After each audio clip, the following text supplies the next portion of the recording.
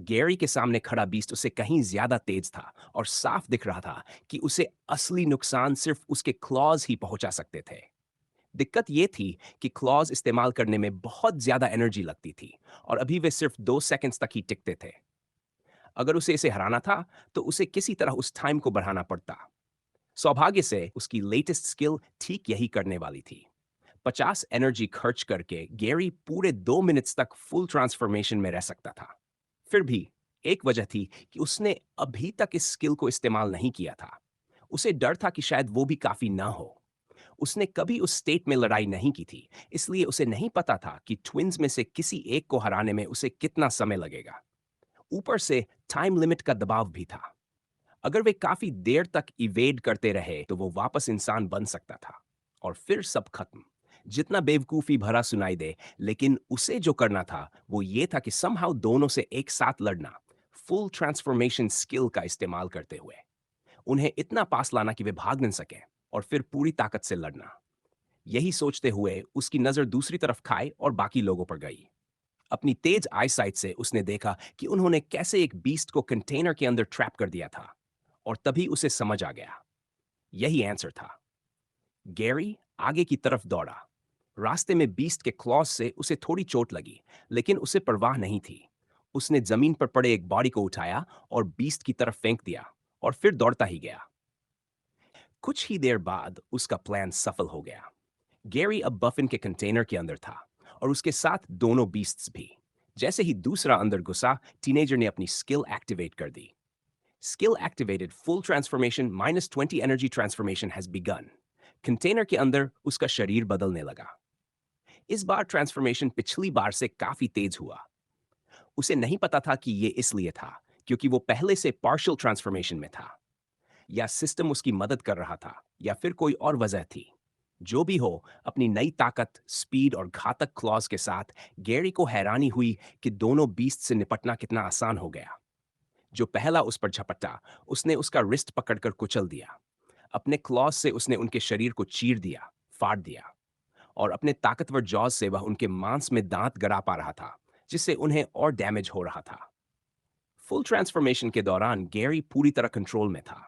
उसे पता था कि वो क्या कर रहा है, लेकिन ऐसा लग रहा था जैसे कोई बैटल इंस्टिंक्ट उसे गाइड कर रहा हो। वो इंसान की तरह नहीं लड़ रहा था, बल्कि एक जंगली जानवर की तरह। लड़ते वक्त उसने एक और बात नोटिस की। जब वह अपने मुंह से मांस को काटकर निगलता था, तो उसे थोड़ी एनर्जी भी वापस मिल रही थी। हालांकि उसे उसकी जरूरत ही नहीं पड़ी। 2 मिनट्स उसके लिए काफी से भी ज्यादा निकले। असल में उसने ट्विंस को सिर्फ 1 मिनट में ही खत्म कर दिया।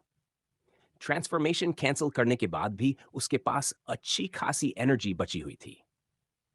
Error. An anomaly has been detected in the beast flesh.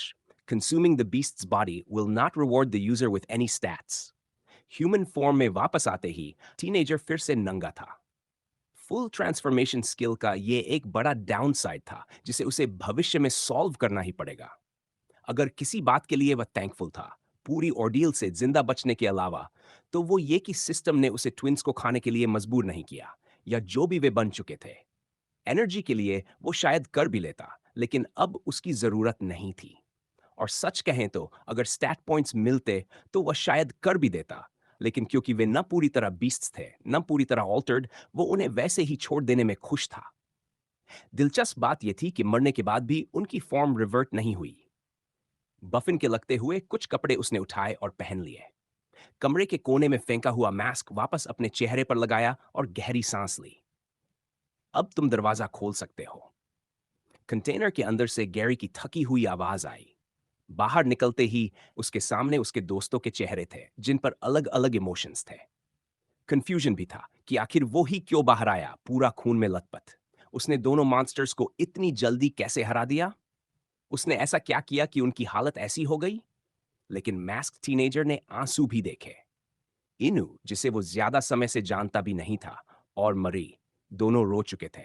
जब वो कंटेनर के अंदर था, तब दोनों ने उसके लिए आंसू बहाए थे। उन्हें उसकी परवाह थी, और यही उसके लिए काफी था। ये सब करने के लिए, उनकी जान बचाने के लिए, मैंने फिर से किसी को मार दिया। गैरी ने महसूस किया। पहली बार की याद अब भी उसे कभी कभी सताती थी। बैरी की मौत एक दुर्भाग्यपूर्ण एक्सीडेंट थी, उसे दिन दहाड़े चाकू मारा गया था और उसने गुस्से में हमला किया था। फिर भी अंदर कहीं गिल्ट था, लेकिन इस बार लगभग कोई गिल्ट नहीं था। क्या मैं धीरे धीरे खुद को खो रहा हूं? गैरी ने सोचा, अपने हाथों को देखते हुए जो काले खून से सने थे। गैरी, थैंक यू, तुमने हम सबको बचा लिया। काय आगे आया। ऑस्टिन ने भी थम्स अप दिया, बिना ये पूछे कि अंदर असल में हुआ क्या था। फिर उसने कुछ कॉल्स किए, अपने स्कूलमेट से बैकअप की रिक्वेस्ट कैंसिल करते हुए। ये मामला अब उसकी सोच से कहीं ज्यादा सीरियस बन चुका था। मैरी गैरी के पास आई और उसे साफ करने के लिए कुछ ढूंढने लगी, लेकिन कमरे में मरे हुए बॉडीज के कपड़ों के अलावा कुछ नहीं था। जब बाहर बाकी हाउलर्स मेंबर्स ये समझने की कोशिश कर रहे थे कि अब क्या किया जाए, खाई ने कंटेनर के अंदर जाने का फैसला किया। अंदर कदम रखते ही उसने ट्विंस के क्षत विक्षत बॉडीज को ध्यान से देखा। चारों तरफ काला खून फैला हुआ था। उनके शरीर पर और कंटेनर की दीवारों पर क्लॉ और बाइट मार्क्स थे। खून से बचते हुए ब्लॉन्ड टीनेजर एक खास कॉर्प्स के पास पहुंचा। फिर उसने उस पॉकेट नाइफ को निकाला जो अब भी उसके सिर के पीछे धसी हुई थी। उसने काले खून को साफ किया, ध्यान से इंस्पेक्ट किया। जब उसे यकीन हो गया कि नाइफ में कुछ गड़बड़ नहीं है, तो उसने राहत की सांस ली और उसे वापस पॉकेट में रख लिया। एक आखिरी बार सीन को देखते हुए वह बाहर चला गया। अब सबकी निगाहें उस पर थीं, गैरी की भी। सब जानना चाहते थे कि आगे क्या करना है। कोई भी इसके लिए तैयार नहीं था कि हालात इतनी हद तक बिगड़ जाएंगे। हमारे लीडर ने अपना हिस्सा निभा दिया है। काय आगे आया और गैरी के कंधे पर हाथ रखा। अब मेरी बारी है। मैं वादा करता हूं, तुम में से किसी को भी इस वजह से कोई परेशानी नहीं होगी। कम से कम इतना तो मैं कर ही सकता हूं, जब तुम लोग मरी को बचाने आए। और गैरी ने हम सबकी जान बचाई। उस वक्त उन सबको बस अपनी अपनी जान की चिंता थी। सच कहें तो हालात ऐसे थे कि कोई भी वही करता, क्योंकि जिंदा रहने का एक ही रास्ता दिख रहा था, ट्विंस को मारना। वरना लाशों के ढेर में अगला नाम उन्हीं का होता। इसी वजह से गैरी ने जो किया, उसके लिए किसी ने उसे दोष नहीं दिया। टीनेजर्स भले ही इसे समझ पा रहे हों, लेकिन कानून की नजर में मर्डर फिर भी एक बहुत बड़ा अपराध था। दरअसल पूरा वेयरहाउस ही एक मैसिव क्राइम सीन बन चुका था, क्योंकि ग्रे कलर गैंग के कई मेंबर्स उन दो बीस्ट्स के हाथों मारे गए थे। हाउलर्स के सभी लोग यही सोच रहे थे कि क्या वे बिना किसी परेशानी के यहां से निकल पाएंगे या नहीं। सुनो, क्या तुम उन लोगों को बुला सकते हो? इन्नू ने पूछा, बिली द्वारा छोड़े गए उस स्पेशल गिफ्ट को याद करते हुए। वे इसे कवर नहीं कर पाएंगे। खाई ने सिर हिलाया। विटनेस बहुत ज्यादा है, पता नहीं बाहर वालों में से सब मरे या नहीं, लेकिन जो अंदर थे और भाग निकले, उन्होंने हमें देख लिया है। हम सबको चुप नहीं रख सकते। लेकिन अच्छी बात यह है कि हमें इसकी जरूरत भी नहीं है। आखिरकार यहां जो हुआ है वो बाहर लीक न हो, ये चाहने वाले हम अकेले नहीं हैं। ट्विंस ने जो इंजेक्शंस ली थी, मुझे नहीं लगता कि वो कलर गैंग की चीज थी। ज्यादा मुमकिन है कि वो ग्रे एलिफेंट्स ने दी हो। अब तक उन्हें पता चल गया होगा कि यहां कुछ गड़बड़ हुई है, इसलिए क्लीनर्स की तैयारी शुरू हो चुकी होगी। वे नहीं चाहेंगे कि ये बात पुलिस या बाकी गैंग्स तक पहुंचे। तो एक तरह से हमें शुक्रगुजार होना चाहिए कि इतना बड़ा ग्रुप है जो ये मेस साफ कर देगा। अजीब तरह से इन ट्विन्स ने हमारी एक प्रॉब्लम सॉल्व कर दी। फिर भी एक प्रॉब्लम बचती है, ऑस्टिन ने आर्म्स फोल्ड करते हुए कहा। हमारे लीडर की तरह हमने मास्क नहीं पहने थे। ये पता लगाना मुश्किल नहीं होगा कि ये सब किसने किया। काय हल्का सा मुस्कुराया और कुछ ढूंढने लगा। उसने बफिन के घर में भी देखा था, लेकिन वहां उसे वो नहीं मिला था। इसकी भी चिंता मत करो। कौन मानेगा कि हाउलर्स जैसा नो नेम गैंग पूरे एक कलर गैंग को खत्म कर सकता है? वो भी तब जब उनके पास ऐसे मॉन्स्टर्स हों। सबसे लॉजिकल एक्सप्लेनेशन यही होगी कि हमारे पीछे कोई बड़ा ग्रुप है और स्लो में ऐसी ताकत सिर्फ अंडरडॉग्स के पास है। वे अभी हम पर अटैक नहीं करेंगे। मैं मानता हूं वोल्फ्स पूल क्लब के मामले में मैं गलत था, लेकिन अगर अंदाजा लगाऊं तो वो ट्विंस की पर्सनल वेंडेटा थी, न कि ग्रे या कलर गैंग का ऑर्डर। आखिरकार खाई को वो चीज मिल ही गई। एक छोटा सा बॉक्स जो एक क्रेट के पीछे छुपा हुआ था। उसे हटाते ही एक सेफ दिखा, बिना किसी लॉक के। लॉयल्टी टेस्ट के तौर पर कुछ गैंग्स ऐसा करते थे। बेशक अगर कोई सेफ से चोरी करता तो शायद फिर कभी न मिलता, लेकिन इस बार सब कुछ वैसा ही पड़ा था। सेफ खोलते ही कैश पर कैश दिखा। लग रहा था कि ग्रे कलर गैंग को ग्रे एलिफेंट्स ने हाल ही में काफी अच्छी पेमेंट दी थी। जो कुछ भी हमने झेला है उसके बाद हम इसके हकदार हैं, है ना? खाई ने कहा, कुछ पैसे ऑस्टिन की तरफ बढ़ाते हुए। इस पैसे से हम पूल क्लब रिस्टोर करेंगे, मेडिकल फीस भरेंगे और तुम सबको भी तुम्हारे ट्रबल्स के लिए हिस्सा मिलेगा। मैं अपनी कट से बिजनेस को थोड़ा एक्सपैंड करने की कोशिश करूंगा। ऑस्टिन ने एक कंटेनर से बैग ढूंढी और सारा पैसा उसमें डाल दिया। चलो यहां से निकलते हैं। काई सबकी तरफ मुस्कुराया। और हाँ, तुम सबको बधाई। एक तरह से ये हमारी गैंग की पहली असली लड़ाई थी। सब जिंदा रहे और हम जीत कर निकले। अगर हो सके तो इसे एक अच्छी बात समझो। बाहर जाते वक्त ऑस्टिन के कुछ दोस्त पहले ही अपनी मोटर बाइक्स के साथ पहुंच चुके थे। वे वेयरहाउस गेट के बाहर खड़े थे, अंदर का नजारा नहीं देख पा रहे थे और किसी दूसरी गैंग के इलाके में घुसने से थोड़ा डर भी रहे थे। कुल 4 लोग थे और उनमें से एक सिर्फ ऑस्टिन की बाइक लाने आया था। ऑस्टिन ने उन्हें वेयरहाउस से थोड़ी दूरी पर रुकने को कहा और वे खुशी खुशी मान गए। उनकी मदद से सबको घर छोड़ा गया, गैरी को भी, और किसी ने उससे ये नहीं पूछा कि आखिर हुआ क्या था। सबने तय किया कि आगे क्या करना है। दैट इस पर बाद में बात करेंगे। खाई सबको कांटेक्ट करेगा। घर पहुंचकर गेरी सीधे अपने कमरे में गया। उसने कपड़े निकाले, क्योंकि जो पहने हुए था वो ग्रे कलर गैंग से उधार लिए हुए थे, और लंबा आरामदेह बैथ लिया। उसने खाना खरीदा, एमी के लिए खाना बनाने में मदद की, जैसे कोई नॉर्मल डे हो। लेकिन डे बिल्कुल भी नॉर्मल नहीं था। वह अपने बिस्तर पर लेटा ही था कि फोन बज हुआ। स्क्रीन पर कुछ मैसेजेस दिखे। A new group has been created. The Howlers Kai. Welcome to the Howlers group chat. यहाँ मैं इवेंट्स, ड्यूटीज और अपडेट्स देता रहूंगा। सब खुश होंगे ये जानकर कि फिलहाल हमें किसी बात की चिंता नहीं करनी है। आज जो हुआ उसकी कोई रिपोर्ट सामने नहीं आई है। हालांकि ग्रे कलर गैंग के डिफीट होने की खबर जरूर फैल रही है। अभी के लिए मैं कहूंगा कि हम सब चुप ही रहें कि हमने क्या किया। अच्छी खबर यह भी है कि मिस डिग्रेस ठीक है। उन्हें हॉस्पिटल से डिस्चार्ज कर दिया गया है और इंजरी स्टिच हो चुकी है। मरी भी बेहतर है। वो अभी कुछ दिन हॉस्पिटल में रहेगी। वुल्फ्स पूल क्लब की रिपेयर्स मैं आज मिले फंड से हैंडल करूंगा। अगले कुछ दिन आराम करो, लाइफ एंजॉय करो, और जैसे ही क्लब दोबारा रेडी होगा मैं बता दूंगा। ये मैसेज पढ़ते ही काफी देर बाद पहली बार गैरी के चेहरे पर मुस्कान आई। खत्म हो गया, है ना? ट्विन्स अब हमें परेशान नहीं कर पाएंगे। लेकिन ये तो उन सैकड़ों प्रॉब्लम्स में से बस एक थी, गैरी ने सोचा। सोने से पहले गैरी एक आखिरी चीज चेक करना चाहता था। ट्विन्स को हराने के बाद उसने 2 क्वेस्ट्स कंप्लीट किए थे और बड़ा रिवॉर्ड पाया था। वह लेवल 10 तक पहुंच चुका था। इस इवेंट में 2 बार लेवल अप करने से न सिर्फ वो मजबूत हुआ था, बल्कि उसके पास 2 नए स्टैट पॉइंट्स भी थे। और इसके साथ ही एक और क्वेस्ट कंप्लीट हो गया था, जिसे गैरी लगभग भूल ही चुका था। Congratulations, you have now reached level 10, main quest completed. Look at you. You are growing into a fine werewolf and taking on this role well. Now that you barely know what you're doing, society demands for you to make yourself useful. It's time for you to choose a path to go down your werewolf journey. जुड़वा को मारने के बाद Gary के दिमाग में बहुत कुछ चल रहा था। इतना ज्यादा कि उसे अपने रिवॉर्ड्स चेक करने तक का वक्त नहीं मिला। लेकिन जैसे जैसे दिन फिर से सामान्य ढंग से आगे बढ़ा और आखिरकार जब उसने एमी को देखा, तो आज जो कुछ हुआ था उसके बाद उसका दिल थोड़ा शांत हो गया। खाई का ग्रुप मैसेज मिलने के बाद उसने तय किया कि अब उसे वही करना चाहिए जो उसे आगे करना था। मुझे याद है, सिस्टम ने क्लास सेलेक्ट करने को कहा था, लेकिन ये असल में करता क्या है?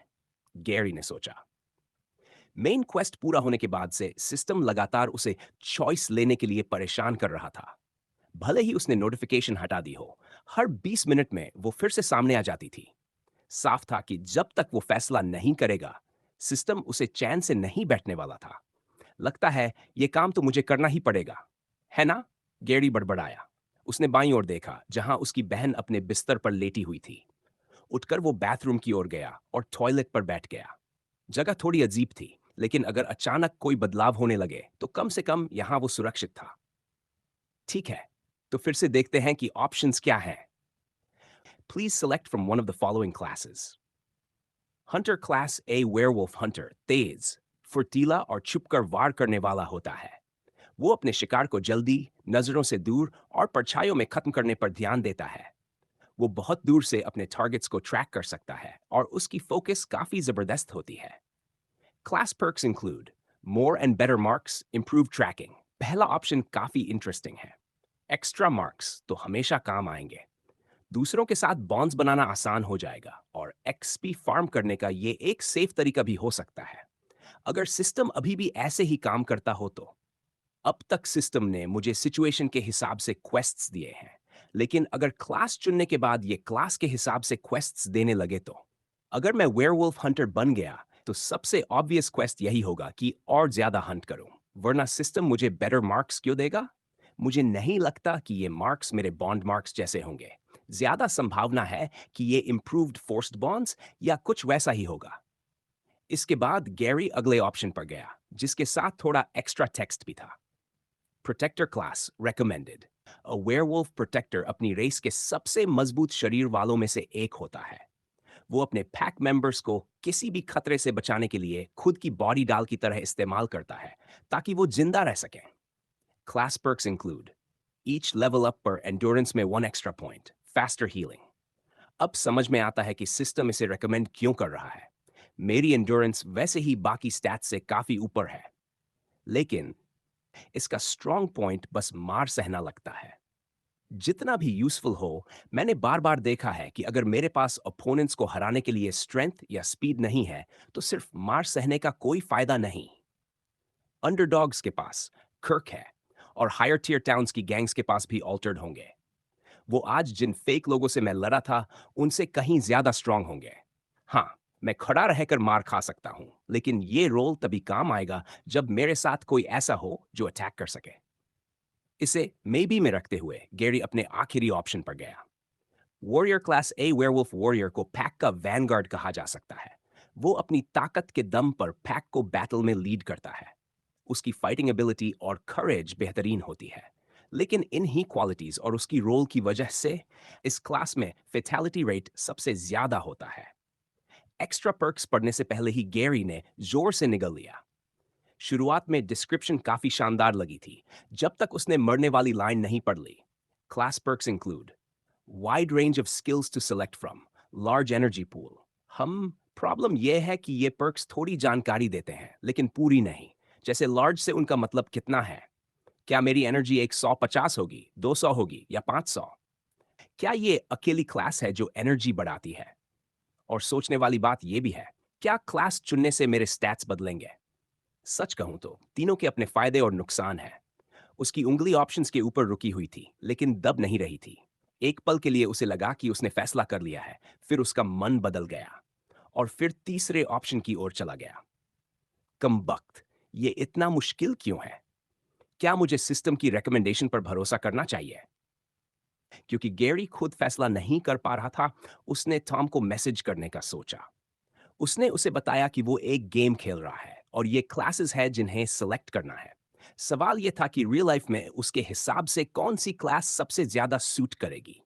उसने इंतजार किया और आखिरकार रिप्लाई आया। टॉम का मैसेज था, मेरे हिसाब से गैरी, वॉरियर क्लास तुम्हारे लिए सबसे सही है। तुम हमेशा ऐसे क्रेजी काम कर देते हो जो तुम्हें ऐसी सिचुएशंस में डाल देते हैं जहां जान जा सकती है। मतलब, मुझे आज तक नहीं पता कि पूल क्लब वाली घटना के बाद तुम्हारे साथ असल में हुआ क्या था, लेकिन यही तो तुम्हारी पहचान है। मैंने हमेशा सोचा है कि तुम्हारे अंदर वॉरियर जैसी करेज है। मैसेज पढ़ने के बाद गैरी ने थैंक यू लिखकर रिप्लाई किया। उसका मन अब साफ हो चुका था। इसके अलावा भी कुछ था जो उसे इस ऑप्शन की ओर खींच रहा था। वो लाइन जिसमें लिखा था कि वो पैक को लीड करते हैं। उसे नहीं पता कि ये खाई और बाकी लोगों का असर था या नहीं, लेकिन सच ये था कि समय के साथ वो खुद को ज्यादा एक लीडर की तरह महसूस करने लगा था। Are you certain you wish to select the warrior class? Yes. Class has been selected. Your grade has been upgraded from pawn to knight. New skills are now available.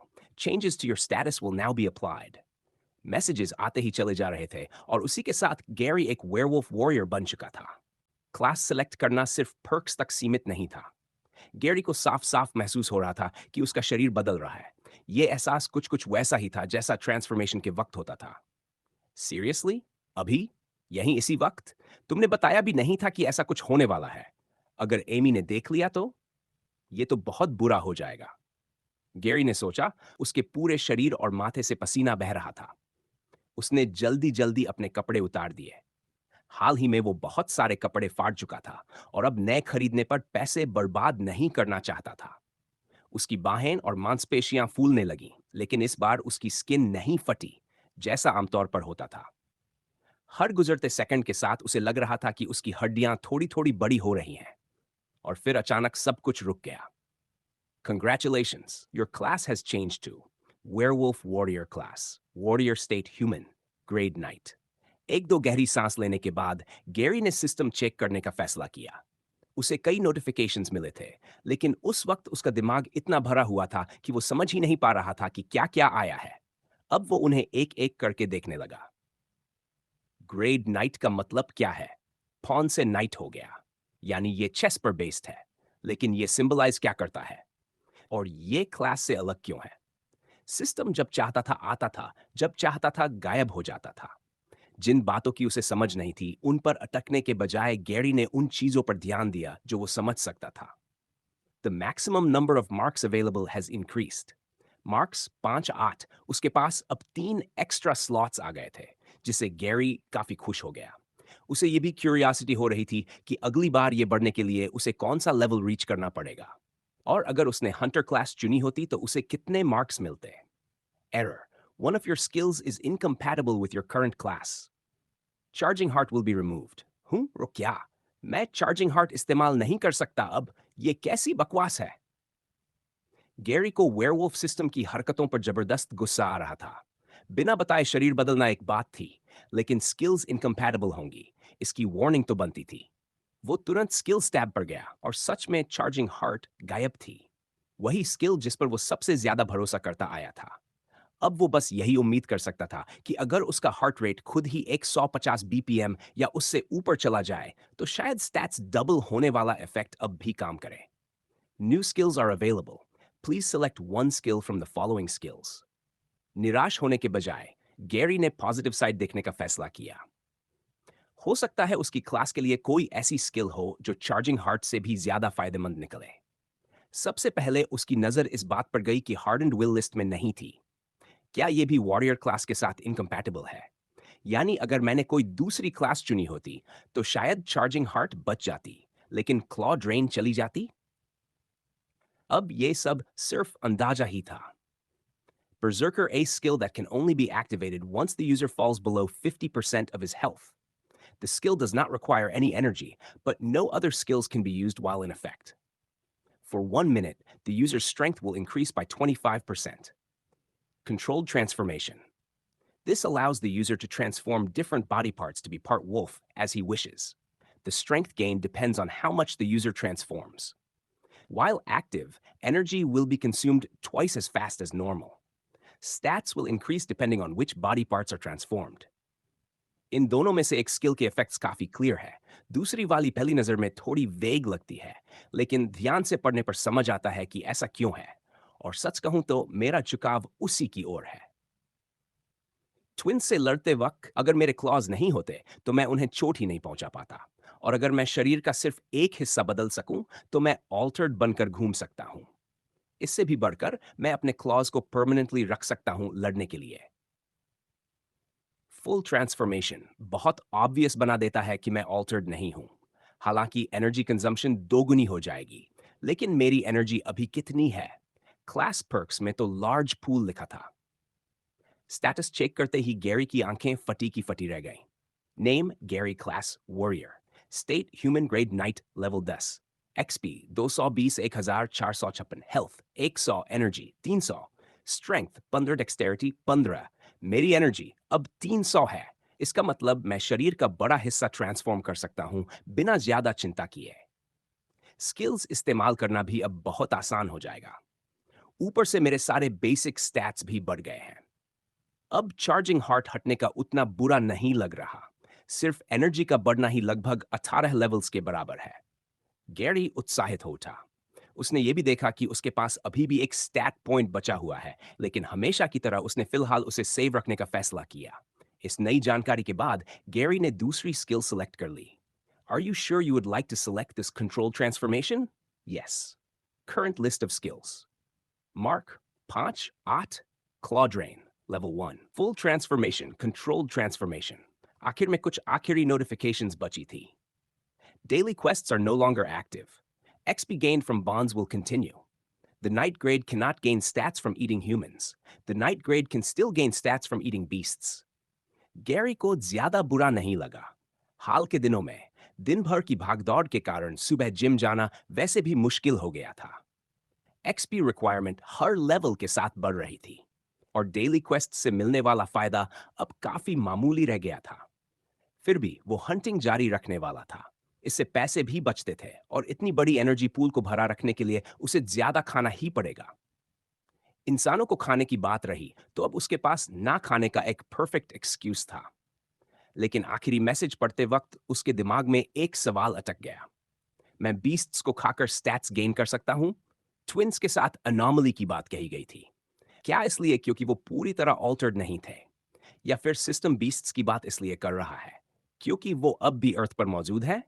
System ने जो कुछ भी ऑफर किया था सब check करने के बाद गैरी ये नहीं कह सकता था कि वो अपने डिसीजन से नाखुश है.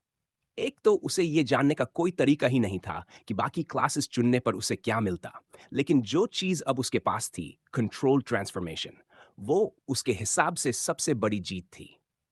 सच कहें तो गैरी वहीं उसी वक्त सब कुछ टेस्ट करना चाहता था, लेकिन उसे लगा कि बाथरूम इसके लिए सबसे सही जगह नहीं है. अगर गलती से वो सिर्फ एक हिस्से को कंट्रोल करने से सीधे फुल कंट्रोल पर चला गया तो उसके दिमाग में वो पुरानी चिंताएं भी अभी तक गई नहीं थीं, जैसे दूसरा ओमेगा. अगर वो खुद इतनी ड्रास्टिक ट्रांसफॉर्मेशन कर सकता है तो क्या बिली भी बदल गया होगा? और इसके अलावा फुल मून वाला मैसेज भी अब तक गायब नहीं हुआ था. उसकी नई क्लास का उस पर क्या असर पड़ेगा, ये तो वक्त ही बताएगा. इतनी सारी नई स्किल्स और पावर्स के साथ शायद अब मैं बिली से बराबरी पर लड़ सकता हूं, या फिर उस पर एडवांटेज भी ले सकता हूं. गैरी ने सोचा. जब उसने अपने उतारे हुए कपड़े दोबारा पहने तो उसे तुरंत अजीब लगा. शर्ट थोड़ा टाइट लग रहा था. स्लीव्स उसकी फोर आर्म से ऊपर आ रही थी. ट्राउजर्स का भी वही हाल था. कुल मिलाकर उसके नाइट क्लोथ्स का वेस्ट भी पहले से ज्यादा स्ट्रेच हो चुका था. What the? गैरी ने सोचा और आखिरकार मिरर की तरफ देखा. जो उसने देखा उससे वो इतना शॉक में आ गया कि उसके ट्राउजर्स फिर से फर्श पर गिर पड़े. उसने अपने चेहरे को छूकर देखा, जैसे ये कंफर्म करना चाहता हो कि कहीं कुछ गलत तो नहीं हो रहा. ये मैं ही हूं, लेकिन मेरे साथ हुआ क्या है? रिफ्लेक्शन में वही स्पाइक्ड ग्रीन हेयर था. साइड्स छोटे थे. आंखें और नाक भी वही थी. लेकिन फिर भी सब कुछ थोड़ा अलग लग रहा था. उसका चेहरा थोड़ा लंबा हो गया था और जॉलाइन पहले से ज्यादा शार्प और चिजल्ड लग रही थी. तभी उसे समझ आया कि सिर्फ अपीयरेंस ही नहीं बदली थी, फिजिकल चेंजेस भी साफ थे. उसकी हाइट थोड़ी बढ़ गई थी. लिम्स लंबे हो गए थे और उसका पूरा शरीर पहले से बड़ा और सॉलिड लग रहा था. शर्ट उठाकर देखने पर साफ दिखाई दे रहा था कि मसल्स अच्छी तरह डिफाइंड थे और यही हाल बाकी बॉडी का भी था. यह सब क्लास चेंज की वजह से है. शायद सिस्टम का मतलब यही था जब उसने कहा था चेंजेस विल बी अप्लाइड. सिर्फ बेस स्टैट्स ही नहीं बढ़े, बल्कि उनके हिसाब का बॉडी भी मिल गया. मेरे पास अब एक वॉरियर का शरीर है, गैरी ने सोचा. और अगली ही पल उसे अपनी ही सोच पर थोड़ा शर्मिंदगी महसूस हुई. फिर उसने एक आखिरी चीज चेक की, नीचे की तरफ देखकर. ये तो अमेजिंग है. बस इसे एक्सप्लेन कैसे करूं? 19 days until the next full moon. इस नोटिफिकेशन की दूरी इतनी ज्यादा थी कि इस वक्त गैरी को इसकी कोई खास परवाह नहीं थी. वो आज वैसे भी रोज से पहले उठ गया था. धीरे धीरे वो कुकिंग में बेहतर होता जा रहा था और उसने अपनी बहन के लिए स्क्रैम्बल्ड एग्स बनाकर रख दिए. उसके इतनी जल्दी निकलने की वजह साफ थी. वो अपनी बहन से वो कॉन्वर्सेशन नहीं करना चाहता था. ऊपर से उसके स्कूल क्लोथ्स पहले ही उस पर अजीब लग रहे थे. उसे खाई को मैसेज भेजना पड़ा कि वो उसके गैंग यूनिफॉर्म का बड़ा साइज अरेंज कर दे. कल की ट्रांसफॉर्मेशन के बाद बहुत कम चीजें सैल्वेज हो पाई थी. मैन, आज का दिन अजीब होने वाला है. जब गैरी स्कूल की तरफ जा रहा था, वहीं दूसरी ओर, जैसा खाई ने अंदाजा लगाया था, खबर ग्रे एलिफेंट्स तक पहुंच चुकी थी. उन्हें कई अलग-अलग रिपोर्ट्स मिली थीं, लेकिन कहानियां इतनी ड्रास्टिक थी कि उन्हें यकीन करना मुश्किल हो रहा था. दो लीडर्स एक ऑफिस में मिल रहे थे, जो एक फैक्ट्री के अंदर था. वही फैक्ट्री जो टेक्निकल पार्ट्स बनाती थी और ग्रे एलिफेंट्स के मेन बिजनेसेस में से एक थी. फैक्ट्री के सबसे ऊपर वाला हिस्सा ऑफिस के लिए इस्तेमाल होता था. रेवन ने दरवाजा खोला ताकि रिव अंदर आ सके, जहां ब्रैंडन पहले से मौजूद था। कल जो कुछ हुआ था, उसके बाद रेड कलर गैंग लीडर से बात करना जरूरी हो गया था। रेवन, लगता है तुमने सही फैसला लिया था, ब्रैंडन ने मुस्कुराते हुए कहा। रिपोर्ट्स के हिसाब से ट्विंस सच में चेंज हुए थे, लेकिन वो बिल्कुल वाइल्ड एनिमल्स की तरह बिहेव कर रहे थे। लगता है सिन हमें अपने गिनी पिग्स की तरह इस्तेमाल करना चाह रहा था। तुम सही कह रहे हो, रेवन ने जवाब दिया। उसके चेहरे पर खटास साफ थी, क्योंकि उसे याद था कि ब्रैंडन ने ही उसके भाई पर टेस्ट करने की सलाह दी थी। मैंने उन्हें सिर्फ डाइल्यूटेड मिक्स दिया था, शायद इसी वजह से ऐसा हुआ। सोल्यूशन अभी भी काफी बचा हुआ है। हाँ, लेकिन हमें नहीं पता कि ज्यादा देना बेहतर होगा या और भी खतरनाक। अब इसका करें क्या? वापस तो दे नहीं सकते। ब्रैंडन कुछ देर तक सोचता रहा, फिर एक जवाब उसके दिमाग में आया। फिलहाल दूसरे मैटर्स पर ध्यान देते हैं। ग्रे कलर गैंग के जो मेंबर्स बचे हैं, उन्हें रेड कलर गैंग में शामिल कर लो। कलर्स चेंज करवाओ और जो कंप्लाई न करें, उन्हें बाहर का रास्ता दिखा दो। जहां तक हाउलर्स ग्रुप की बात है, उन्हें फिलहाल छोड़ देना चाहिए। रिपोर्ट्स में कहा गया है कि उनके पास एक ऑल्टर्ड है, लेकिन मुझे लगता है वो सिर्फ बेट है। किसी गैंग के लिए असली ऑल्टर्ड सिर्फ कर्क ही काम करता है। कहा जा रहा है कि उसने अपना चेहरा ढका हुआ था, लेकिन वो वही होना चाहिए, जिसका मतलब है अंडरडॉग्स इस सब में इन्वॉल्व्ड हैं। हो सकता है हम इसका फायदा उठा सकें। सिन इम्पेशेंट होता जा रहा है और अब हमें पता है कि सोल्यूशन क्या करता है। रिस्क लेने के बजाय हम उसे डाइल्यूट करके कुछ मॉन्स्टर्स बना सकते हैं जो उनका काम तमाम कर दें। ब्रैंडन अपनी ही सोच पर मुस्कुरा उठा। मीटिंग खत्म होने के बाद भी रेवन के चेहरे से लग रहा था कि उसके दिमाग में अभी कुछ और चल रहा है। ब्रैंडन, मैं शायद कुछ दिनों के लिए अवे रहूंगा। तुम्हें सेटअप करने में वैसे भी कुछ डेज लगेंगे। तब तक मैं लौट आऊंगा। लेकिन अभी मुझे कुछ पर्सनल चीजें हैंडल करनी है। उम्मीद है तुम्हें प्रॉब्लम नहीं होगी। ब्रैंडन के हाव भाव और उसकी हेजिटेशन साफ बता रही थी कि उसे प्रॉब्लम थी। लेकिन लीडर्स बराबर माने जाते थे। कोई किसी से ऊपर नहीं था। योवन मर चुका था। अब सिर्फ वो और रेवन बचे थे। ब्रैंडन के पास रेवन को रोकने का कोई असली तरीका नहीं था। ठीक है, मुझे भरोसा है कि तुम टाइम पर वापस आ जाओगे, ग्रे एलिफेंट लीडर ने सिगार जलाते हुए कहा। कम से कम बता तो दो, इतना जरूरी क्या है? रेवन की आंखों में सख्ती आ गई। मैं पता लगाने जा रहा हूं कि मेरे भाई के साथ असल में हुआ क्या था। स्कूल पहुंचते ही गैरी को सुकून मिला जब उसने देखा कि सब ठीक लग रहे थे। उसे थोड़ी चिंता थी कि कहीं इनू जो कुछ हुआ था उसे देखने के बाद भाग न गया हो। हाँ, वो सब किसी न किसी की तरह अंडरवर्ल्ड से जुड़े थे, लेकिन गैरी अच्छी तरह जानता था कि पहली बार किसी डेड बॉडी को देखना कैसा लगता है। वो एक ऐसी याद होती है जो सिर्फ जाती नहीं, बल्कि कभी जाती ही नहीं। शायद गैरी के लिए और भी बुरा था, क्योंकि वो इससे भी ज्यादा भयानक चीजें देख चुका था। यही वजह थी कि भले ही इनू क्लास में मौजूद था और उसका सिर डेस्क पर झुका हुआ था, गैरी ने उसे डिस्टर्ब नहीं किया। जब गैरी पास आया, इनू ने हल्का सा सिर उठाया, एक छलक डाली और फिर दोबारा नीचे रख दिया। पता नहीं क्यों मैं इतना फील कर रहा हूं और तू किसी गोल्डन बॉय जैसा लग रहा है। या मैं बस बहुत ज्यादा टायर्ड हूं, इनू बुदबुदाया। असल बात यह थी, ये सिर्फ इनू ही नहीं था जिसने नोटिस किया। धीरे धीरे क्लास में बैठे कई लोग गैरी को घूरने लगे। कुछ तो साफ तौर पर अपनी नजरें हटा ही नहीं पा रहे थे। क्या उसने नया हेयर कट करवाया है? किसी स्टूडेंट ने पूछा। नहीं, वही स्टूपिड ग्रीन हेयर है, लेकिन सच में वो अलग लग रहा है। प्लास्टिक सर्जरी करवाई क्या? नहीं यार, बॉडी देखो उसकी, वर्कआउट कर रहा है। कपड़े फटने वाले हैं, मसल्स दिख रही है। ये सब सुनकर इनू ने दोबारा सिर उठाया और हल्के से आंखें मली। वो इमेजिनेशन नहीं थी। गैरी सच में अच्छा लग रहा था। बहुत अच्छा। क्या उस ब्लैक ब्लड ने इसे किसी सुपर हीरो में बदल दिया? इनू सोच भी नहीं पा रहा था। अगर पता होता तो मैं भी थोड़ा ले लेता, हालांकि नहीं, उसके हेयर अब भी ठीक है। गैरी ने उम्मीद नहीं की थी कि उस पर इतना अटेंशन जाएगा।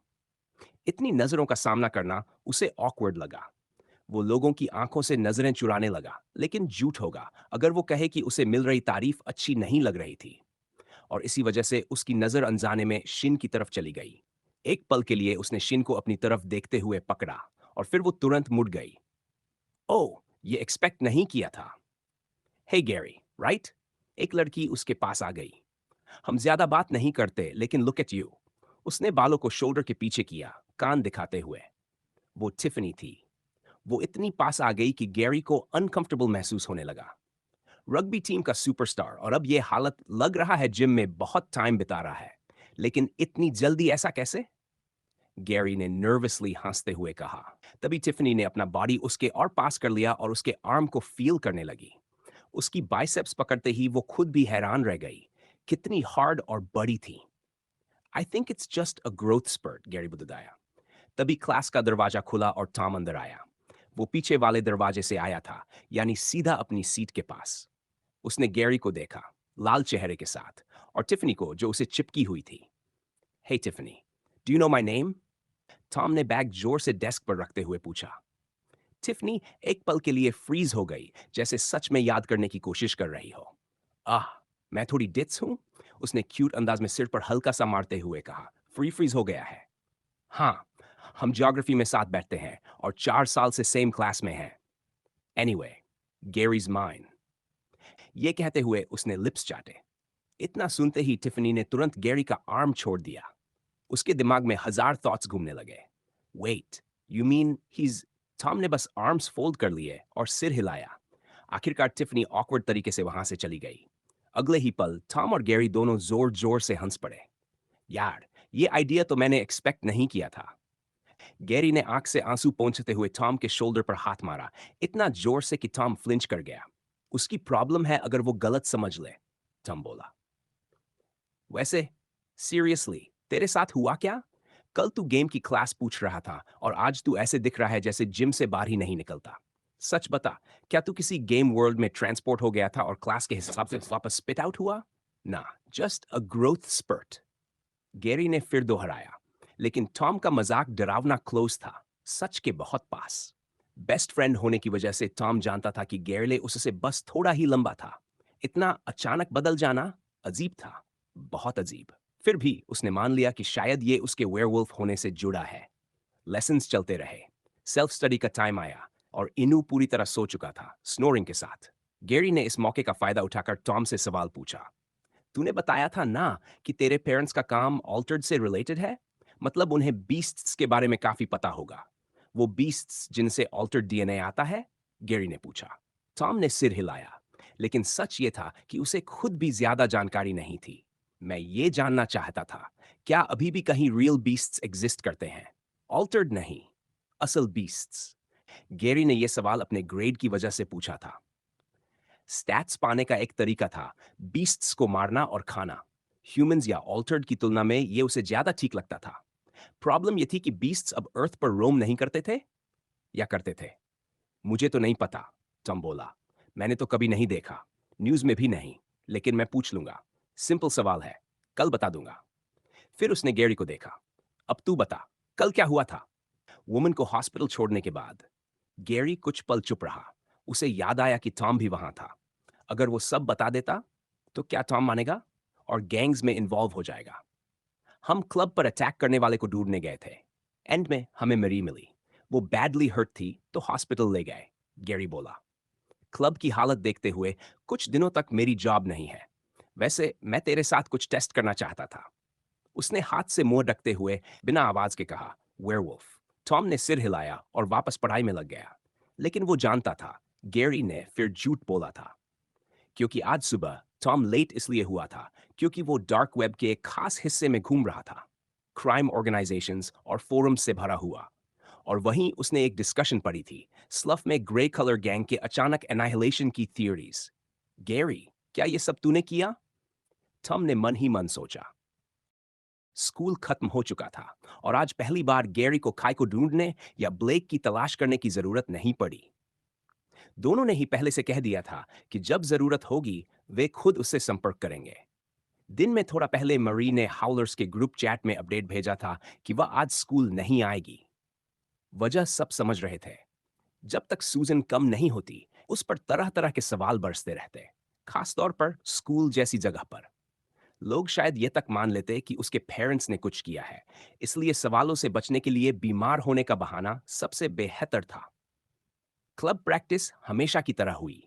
क्लास की तरह ही उसके टीममेट्स और मिस्टर रूट दोनों ने ही गैरी के इस ग्रोथ स्पर्ट को नोटिस किया।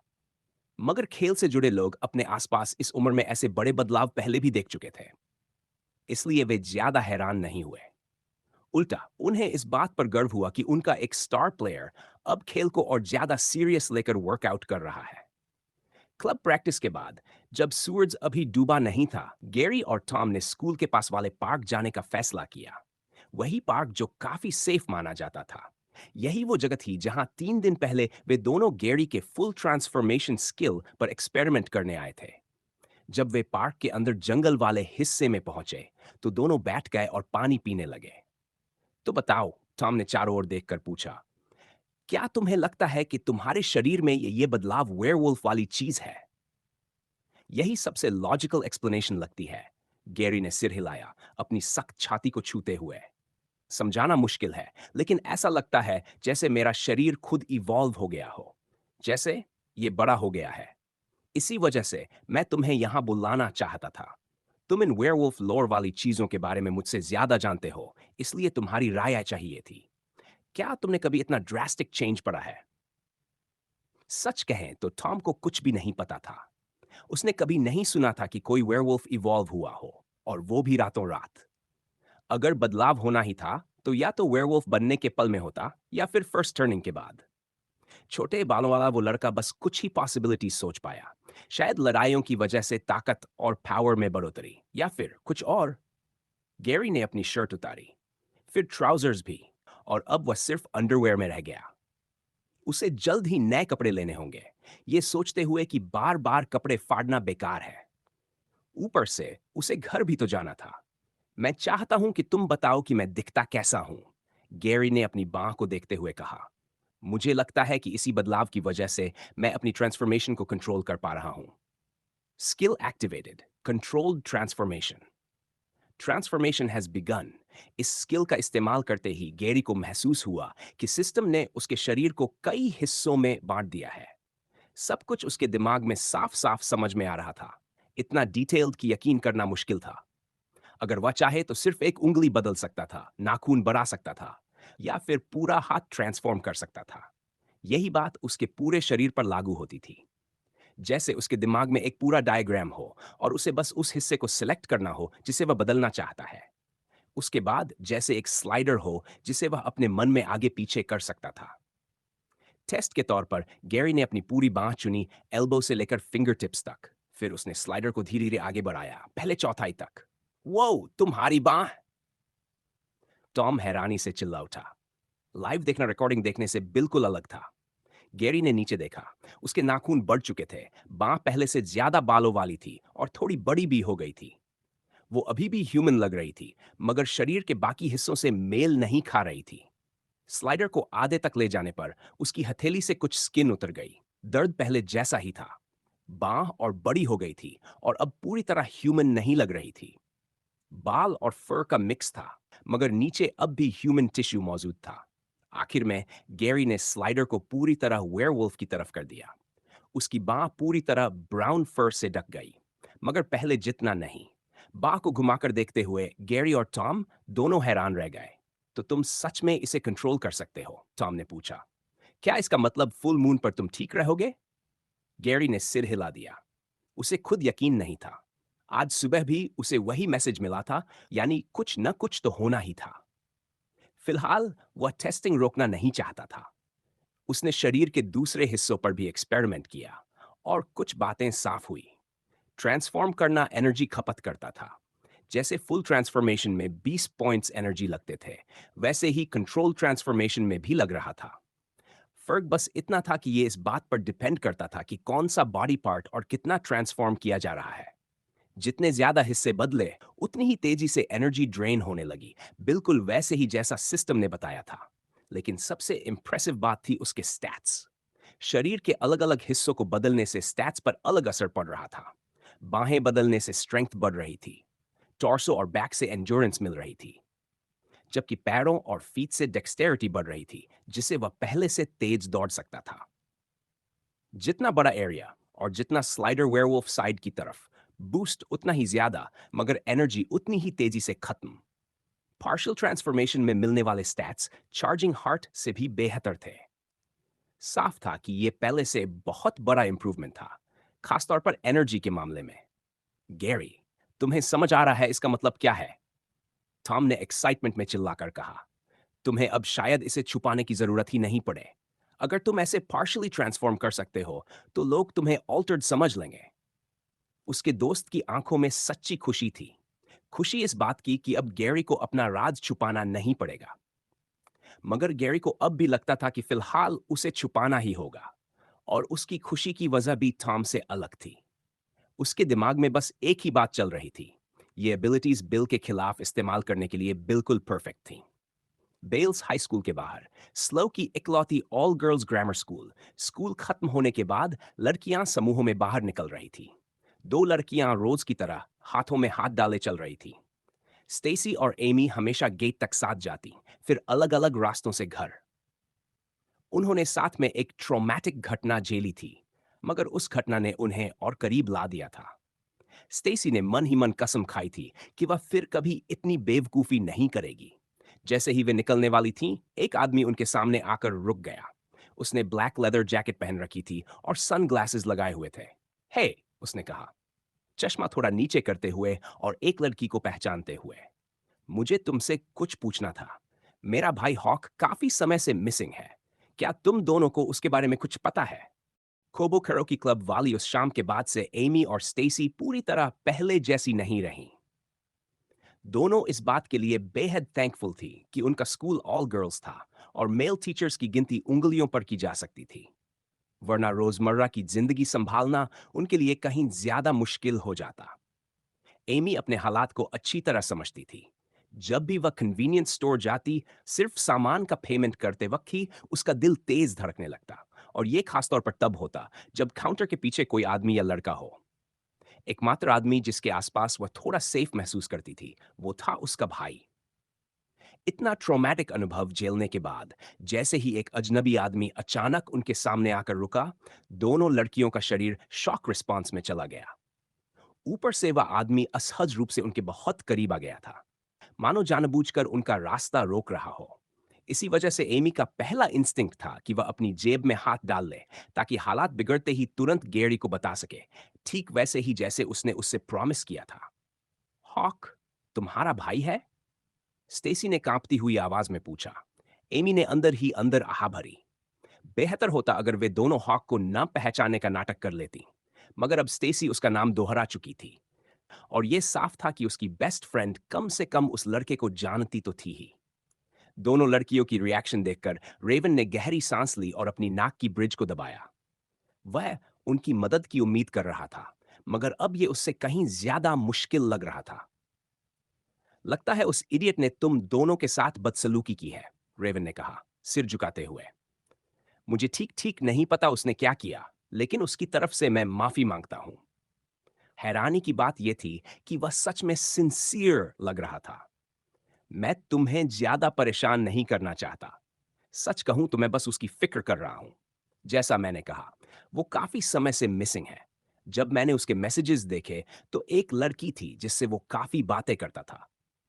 तुम दोनों ने फोटोज भी एक्सचेंज की थी, इसलिए मैं तुम्हारे बारे में पता कर पाया। सॉरी। सच ये है कि तुम्हारे पास आने से पहले मैं जानता था तुम कौन हो। बस कंफर्म करना चाहता था। रेवन उस दिन के पुलिस ऑफिसर के लिए दिल से थैंकफुल था।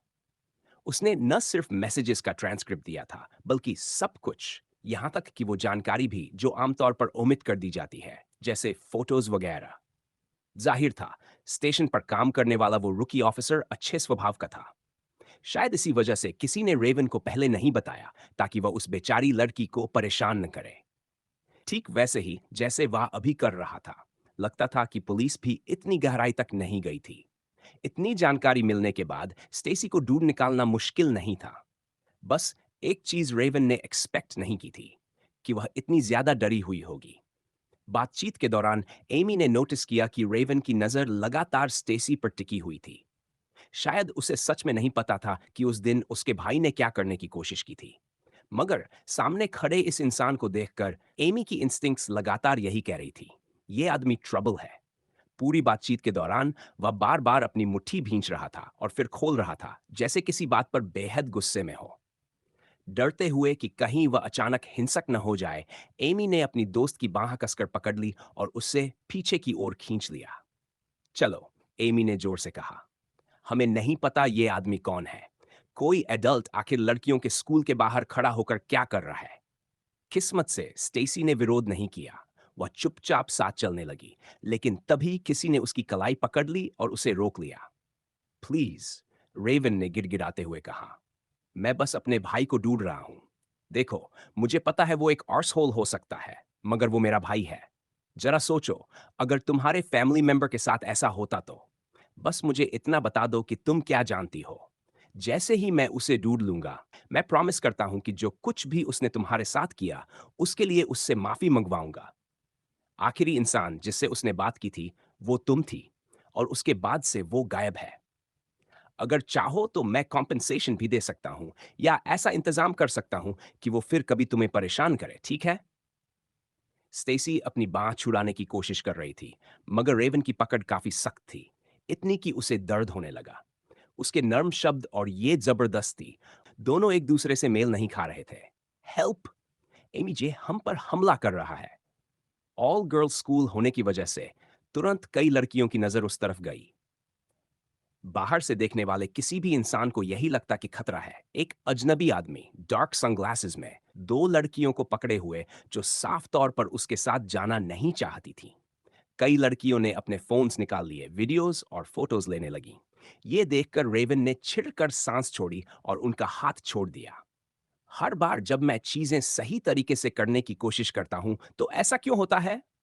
रेवन ने फ्रस्ट्रेशन में बुदबुदाया, अपनी जैकेट ठीक करते हुए। ठीक है, अगर तुम यही चाहती हो तो सावधान रहना। मैं प्रॉमिस करता हूं, अपने भाई के साथ क्या हुआ ये मैं किसी भी तरह से पता लगा कर रहूंगा। वो अजनबी स्कूल के बाहर से चला गया। कुछ ही पलों बाद उसकी मोटरबाइक की आवाज दूर जाती सुनाई दी। कुछ लड़कियां दौड़कर आईं, ये देखने कि दोनों ठीक हैं या नहीं। स्टेसी के पैर जवाब दे गए और वह घुटनों के बल बैठ गई। एमी, अब हम क्या करें? स्टेसी ने रोते हुए पूछा। उसकी आंखों में डर और सदमा साफ दिख रहा था। चिंता मत करो स्टेसी, एमी ने हिम्मत जुटाकर कहा। हमें सच में नहीं पता उसका भाई क्यों मिसिंग है। ऐसा स्कमबैग शायद अपने कर्मों का फल पा गया होगा। हम ठीक रहेंगे। अपने शब्दों के बावजूद वह खुद भी डरी हुई थी। उस आदमी ने फोटो से स्टेसी की पहचान निकाल ली थी, तो और क्या क्या जानता होगा? अगर छोटा भाई ऐसे कामों में शामिल था, तो बड़ा भाई शायद उससे भी बड़ी चीजों में। भाइयों के बारे में सोचते हुए और उस अजनबी की बात याद करते हुए एमी के ख्याल अपने भाई पर चले गए। सच तो यह था कि हॉक को आखिरी बार देखने वाले सिर्फ वे दोनों नहीं थे। उनके जाने के बाद गैरी वहीं रुका था। कम से कम यही स्टेसी ने बताया था। मगर एमी को उस रात की बहुत सी बातें साफ याद नहीं आ रही थीं। मैंने उससे कभी पूछा ही नहीं कि उस दिन उसने क्या किया था। उस वक्त मैं मम को लेकर इतनी परेशान थी। लेकिन जब गैरी वापस आया था तो वो घायल तो नहीं लग रहा था, है ना? मुझे ठीक से याद नहीं। मुझे उम्मीद है नहीं, ये नामुमकिन है। गैरी इसमें कैसे शामिल हो सकता है? वो 3 लोग थे, शायद उसने बस दरवाजा बंद किया और भाग गया होगा। एमी ने खुद को समझाया। आज घर पहुंचकर मैं उससे पूछ लूंगी। स्कूल खत्म होने के बाद ब्लेक रोज वाले रास्ते से घर की तरफ चल रहा था, मगर उसका दिमाग कहीं और ही उलझा हुआ था। सबसे पहले वह गैरी के बारे में सोच रहा था। उसके शरीर में जो बदलाव आया था, वो साफ दिख रहा था, और एक यंग ऑल्टर्ड हंटर होने के नाते ब्लेक को शक था कि इसकी वजह क्या हो सकती है। लगता है उसका शरीर अब तक पूरी तरह एडजस्ट नहीं हुआ है। जो भी उसके साथ हुआ, शायद अब वो ज्यादा कंप्लीट हो गया है। लेकिन मुझे याद नहीं कि किसी भी किताब में ऐसे ट्रांसफॉर्मेशंस के बारे में लिखा हो। क्या वो किसी नए टाइप का वेयरवुल्फ है? क्या वेयरवुल्व्स अब इवॉल्व हो चुके हैं? और सबसे जरूरी बात, क्या इसका मतलब यह है कि बिली भी बदल चुका होगा? क्या गैरी और मैं सच में उस वेयरवुल्फ को हरा पाएंगे, जो शायद उस समय से भी ज्यादा ताकतवर हो जब उसने मेरे डैड से फाइट की थी? ब्लेक उम्मीद कर रहा था कि गैरी बस एक एक्सेप्शन हो, रूल नहीं। लेकिन फिर भी हालात को जल्दी डील करना ज्यादा सही लगता था। अगर वेयरवुल्व्स वक्त के साथ नेचुरली स्ट्रांग होते जाते हैं, तो ब्लेक उस सोच को पूरा भी नहीं करना चाहता था। ये सच था कि ऑल्टर्ड भी स्ट्रांग हो सकते थे, मगर उनके केस में स्ट्रेंथ ट्रेनिंग से आती थी। अपनी पावर्स को यूज करना सीखना, अपने नए बॉडी के साथ फाइट करना। वेयरवुल्व्स दूसरी तरफ इंसान होते थे जिनमें स्पेशल जेनेटिक्स जन्म से होते थे। कम से कम यही एक थ्योरी थी जो ब्लेक ने अपनी किताबों में पढ़ी थी। दूसरे शब्दों में फर्क ऐसा था जैसे एक नई लैंग्वेज सीखना और चलना सीखना। डिफिकल्टी में जमीन आसमान का अंतर। बिली को ट्रैक करने के लिए जो इक्विपमेंट चाहिए था वो उनके घर के सीक्रेट रूम में रखा था। ब्लेक कई ऑप्शन सोच रहा था। चुपके से अंदर जाना, जरूरी सामान लेना और बाद में वापस रख देना, इससे पहले कि उसके डैड को कुछ पता चले। अगर वो पकड़ा भी गया और बोला कि वो अकेले हंटिंग पर जा रहा है, तो उसके डैड उसे बस कॉशन करेंगे, उससे ज्यादा कुछ नहीं। फिर भी ब्लेक नहीं चाहता था कि उसके पेरेंट्स को उस पर शक करने का कोई रीजन मिले।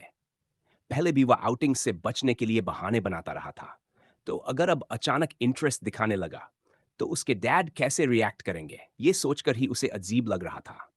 मैं डैड के किसी ट्रिप पर जाने का इंतजार कर सकता हूँ, लेकिन कौन जाने वो कब होगा। अगर सच में वे समय के साथ स्ट्रांग होते जा रहे हैं, तो जितना वेट करेंगे, उतना बुरा होगा। आज जैसे किस्मत यंग ओल्ड हंटर के साथ थी। जैसे ही ब्लेक घर पहुंचा, उसके डैड ने उसे बताया कि उनके पास खबर है। मुझे बुलाया गया है, ओजाकस ने कहा। सिर्फ मुझे नहीं, कुछ और हंटर्स को भी। इस बार मामला काफी सीरियस लग रहा है, इसलिए नहीं पता मैं कितने दिनों तक बाहर रहूंगा।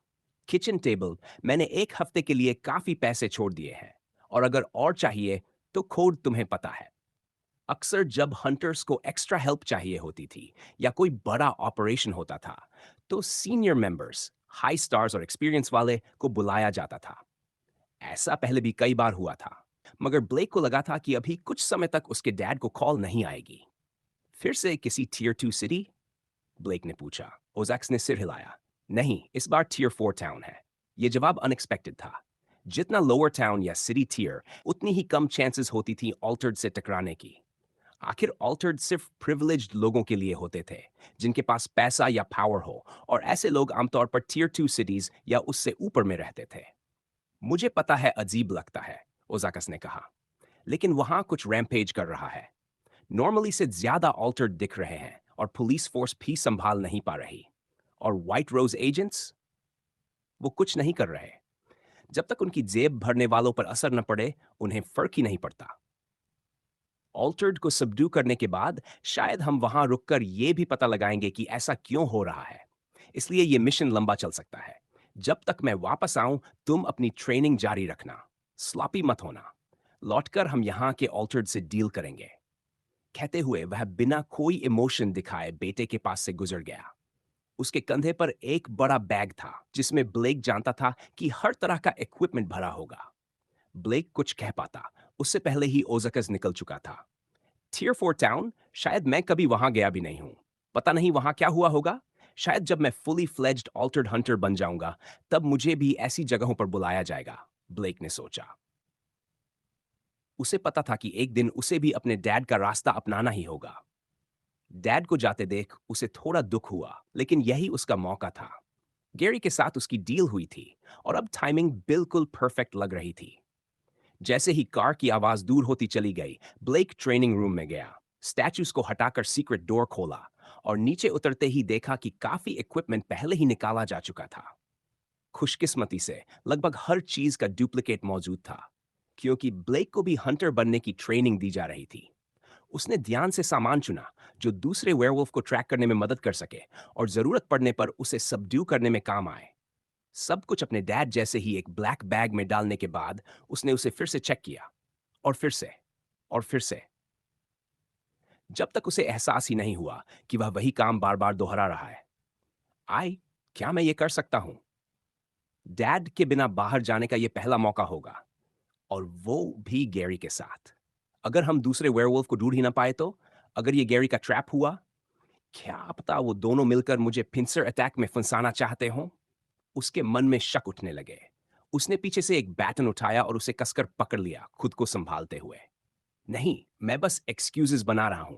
मुझे पता ही नहीं था कि मैं डैड पर इतना डिपेंड करता हूं। अगला दिन आ चुका था।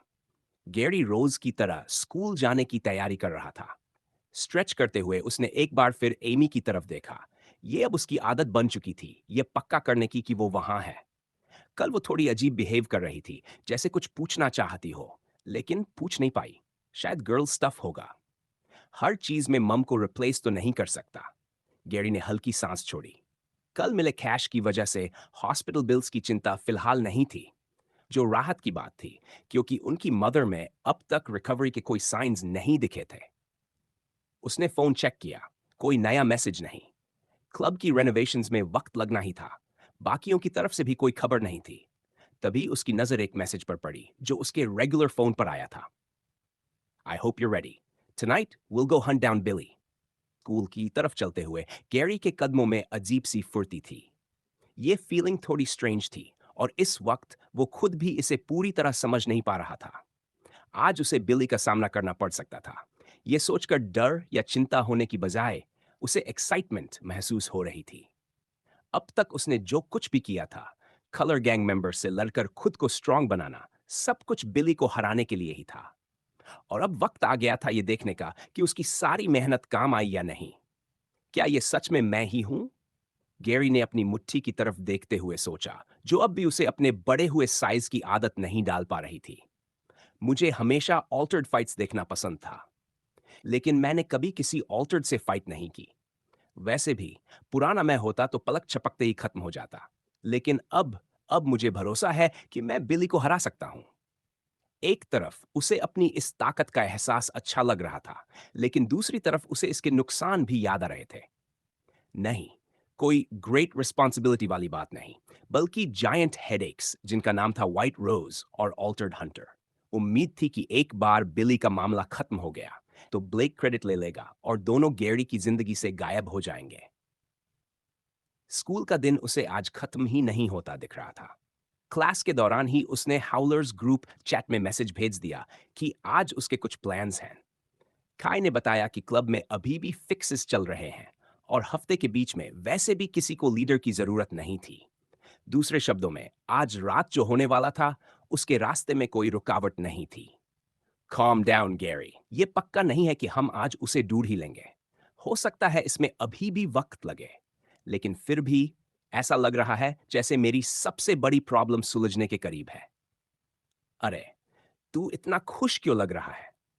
टॉम ने छेड़ते हुए पूछा। शिन की तरफ से कोई सीक्रेट लव लेटर मिल गया क्या?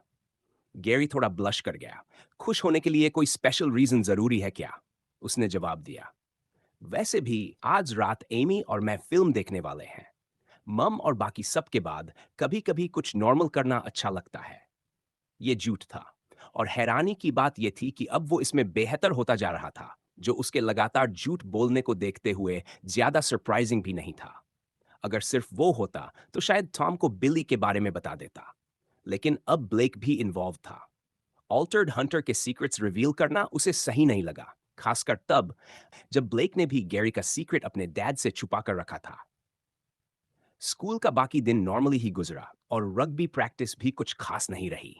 ब्लेक और गैरी दोनों ने ऐसा कुछ नहीं दिखाया जिसे लगे कि आज उनके पास कोई खतरनाक प्लान है।